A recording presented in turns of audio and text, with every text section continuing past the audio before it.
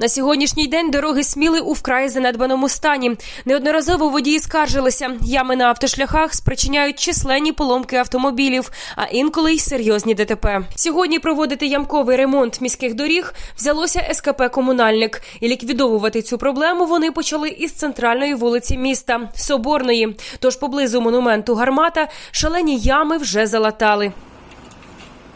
Директор підприємства Сергій Ананко говорить, роботу почали із однієї із найголовніших вулиць міста, адже тут проблема надмірної ямковості стоїть найгостріше. В принципі, на ціле літо будемо розраховувати на нашу бригаду робітників, які будуть латати ями, тобто усувати аварійну ямковість. Слідом за центральними планують привести до ладу і другорядні автодороги. Мовляв, для жителів міста вони є не менш важливими.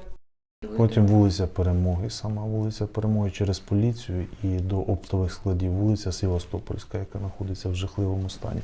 Потім після цього ми поїдемо на вулицю Героїв Холодноярців, Загребля. Пройдемося по Загреблі, вулиця Цуньківська, це там, де знаходиться наша база.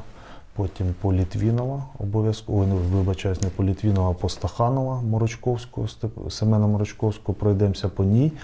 І потім переїдемо вже вулиця Соборна, підемо в сторону вулиці Федорова. І в нас в жахливому стані знаходиться вулиця Федорова, підемо вулиця Федорова, Кармелюка, Мазура, Жовтнева. Тобто розпочнемо, ми домовилися з управлінням ЖКХ, з міською владою про те, що першочергово ми будемо латати вулиці центральні, а потім вже будемо йти на другорядні. Ну і крім того, Базарна площа, Мічуріна, Дзержинського, тобто ці вулиці також будемо проходити. Кожна вулиця буде погоджуватись з управлінням ЖКХ. Першочергово у нас визначено Перемоги, Севастопольська, Героїв Холодноярців. Анна Шатна, Сміла.UA.